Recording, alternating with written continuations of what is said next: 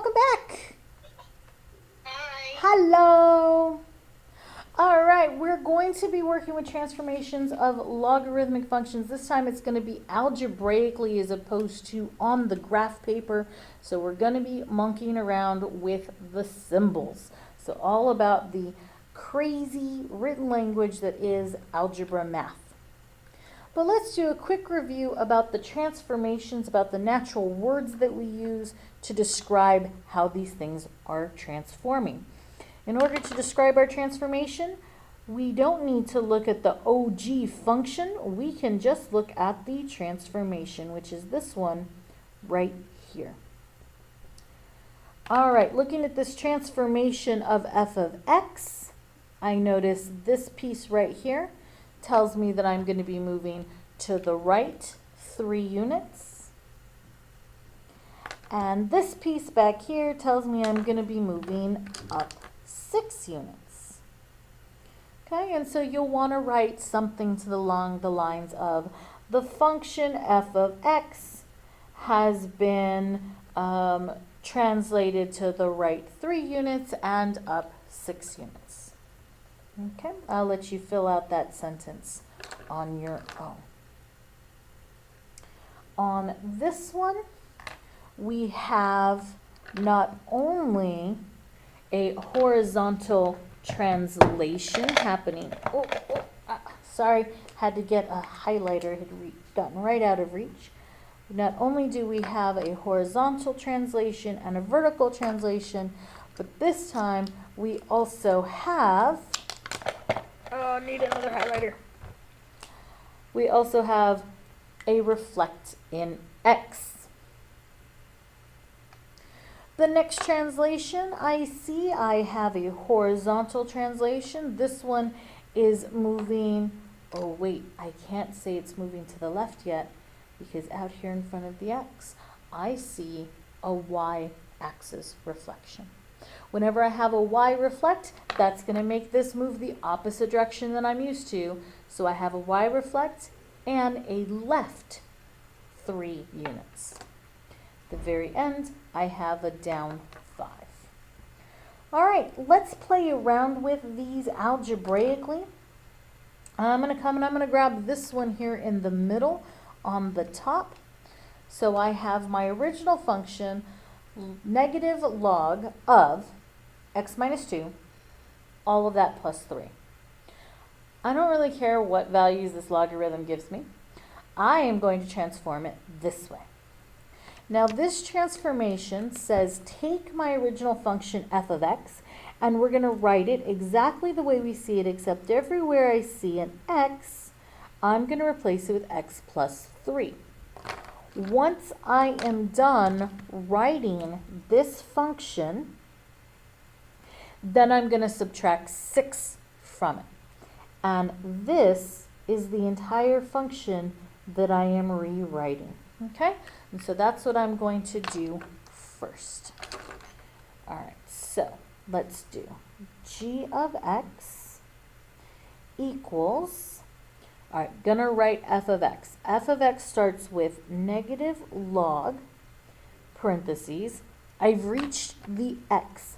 This says wherever I see an x, I'm gonna replace it with this x plus 3. All right, I've done my replacement. I've finished writing x. I can continue. Minus 2, I see parentheses, plus 3. I'm done writing the function, and now I need to write the minus 6 at the end. Okay, so notice this was my original f of x function, and then this and this were the small changes that happened because g of x told me to do it that way. All right, time to kind of condense some things down. The first change that I'd like to make is going to be right in here inside of the logarithm. I'm going to add those two things together. So that's going to be the first change that I make. 3 minus 2 is a plus 1. Okay. And then the next change I want to make is with these two things out here, plus 3 minus 6. 3 minus 6 is negative 3. All right, and then I'm going to look at the new line that I've written.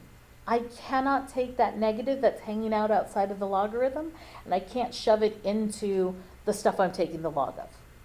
And I can't take that 3 and stick it inside the parentheses of the thing I'm taking the log of. So, because there's nothing else for me to do, I'm going to call it done, box this in, that's my final answer. Okay, looking around at some of these, I see some other examples that have some fractions. And I know fractions are still a little bit scary for some of you guys, and that's okay because fractions can be a little scary for me as well. So I want to kick us off with this fraction, 1/2. The process of dealing with this remains the same as the process that I used previously. Looking at g of x, the transformation, I notice that everywhere I see an x in my original function, I'm going to replace it with that little tiny bit, x plus 1. Okay? Here is my f of x right here, and this is everything that is f of x in my original function. Okay? All right. So, I'm going to write g of x equals 1/2, this means time, so I'm going to put parentheses. And now I'm going to write the f of x function. F of x function is up here. Log, parenthesis. I've gotten to the x, but I've highlighted it. That means I'm making a change.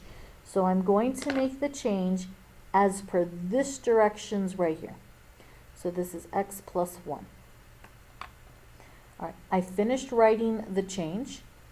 Cover the x, and now I have plus 4 minus 8. I've finished writing everything there was to write for f of x, and so I'm going to close my parentheses. So now I've written the 1/2, I've written the f of x with my small change, and then I'm going to write minus 2. Right? Working from the inside out, I see the first change that I want to make is going to be right here. So I'm going to keep everything else the same. Let me grab another color.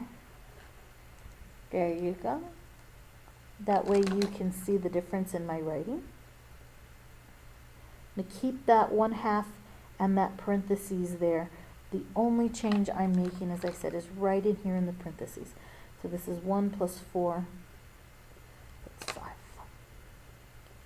Minus 8, minus 2. Okay. Now that I have this, I want to get rid of that outer set of parentheses because there's just one too many set of parentheses for me. I'm already getting a headache.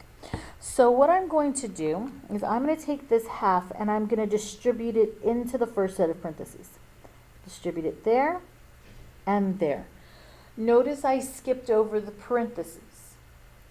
I cannot apply that 1/2 inside of the logarithm, and the stuff in the parentheses is inside of the logarithm. So I have to apply it on the outside of the logarithm. It gets written to look something like this.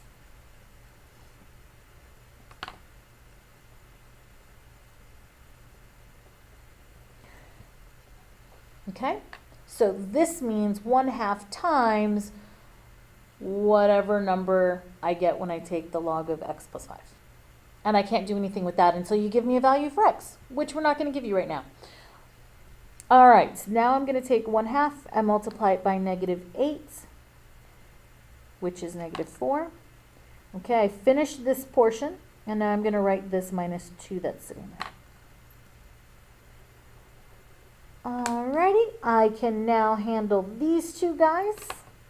And so g of x equals 1/2 log of x plus 5 minus 6.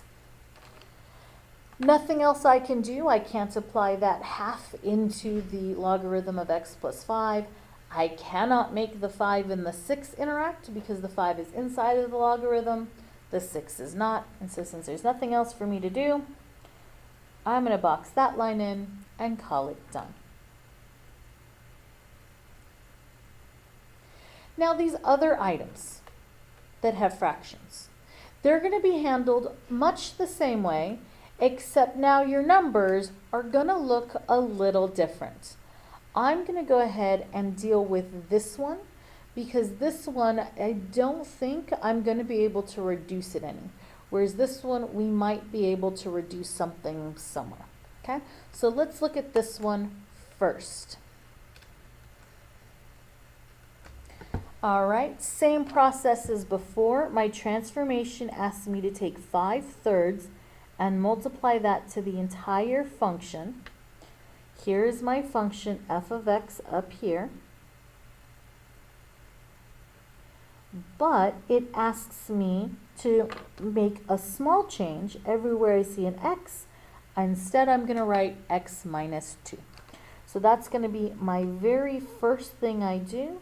G of x equals 5/3. Because in the previous example, those two sets of parentheses were kind of hurting my head, I'm going to go ahead and change this first set into square brackets. They do the same thing, they just look a little different to keep me from getting confused.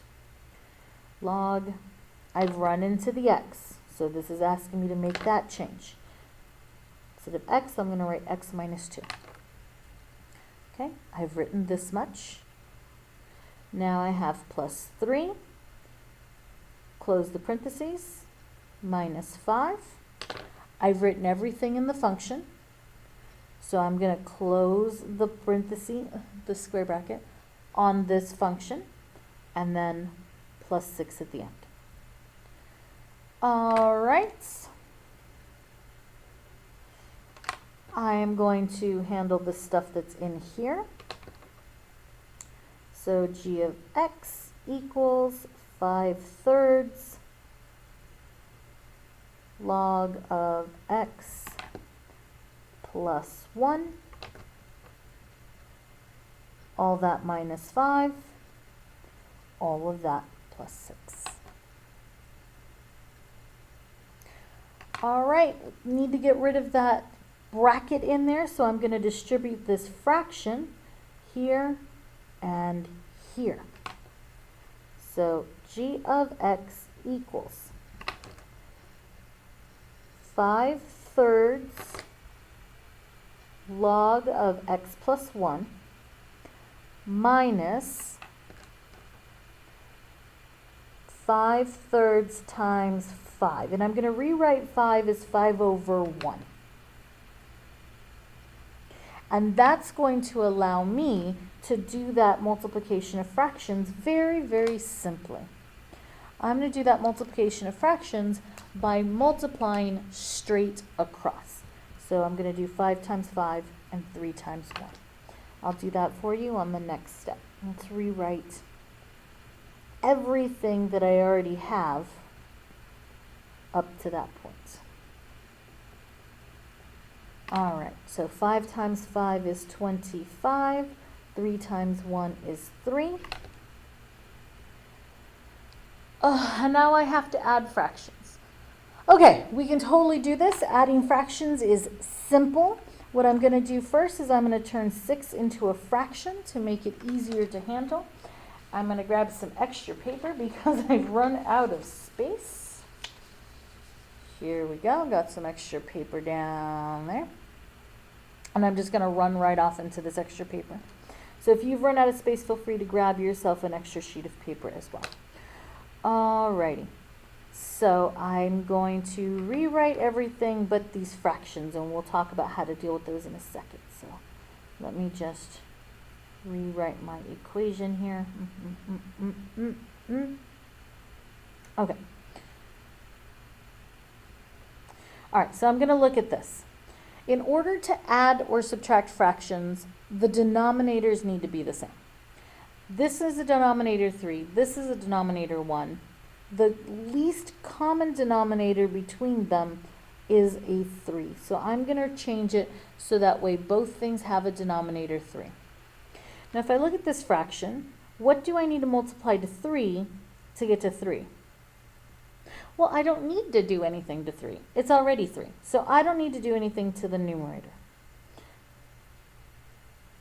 What do I need to multiply to 1 to get to 3? Well, 1 times 3 is 3, and so what I do to the bottom, I have to do to the top, which means the top of this fraction is 6 times 3, or 18.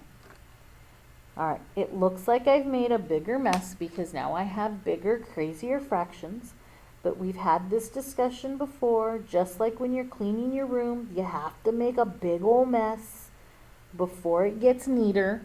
Mom comes in when you're in the middle of it and goes, I told you to clean your room, and you're like, I am, but your socks are all over the floor. That's what we did. We made a big mess so that we can find all the matching pairs of socks and put them together. All right, so now I have negative 25 over 3 plus 18 over 3. I can now add just the top number. So negative 23 plus 18 is a negative 7. I think. I'm guessing. Please double check my arithmetic, and if I'm wrong, leave me a comment below, please, and tell me, yeah, you still can't add or subtract when you're by yourself. You need adult supervision to handle the numbers. But assuming that that's the right fraction, the right number there on top anyway, that's it. There's nothing more I can do. Again, I can't take that fraction into the logarithm. I can't take the 1 that's inside the logarithm and have it go outside and play with that negative 7/3, which is the one I'm questioning. I don't know if that's the right number. Again, please check me. Put the comment in the put your comments in the comment below. Tell me whether I did it right or did it wrong. Thumbs up if I did it right. Thumbs up if I messed up. Just give me a thumbs up. That would make me happy. All right, that's all I had for the algebra for you. There are plenty of other examples on this page for you to look at. Feel free to try those out. Give me a shout if you need any more help on these. Happy to help you. And we'll see you next time.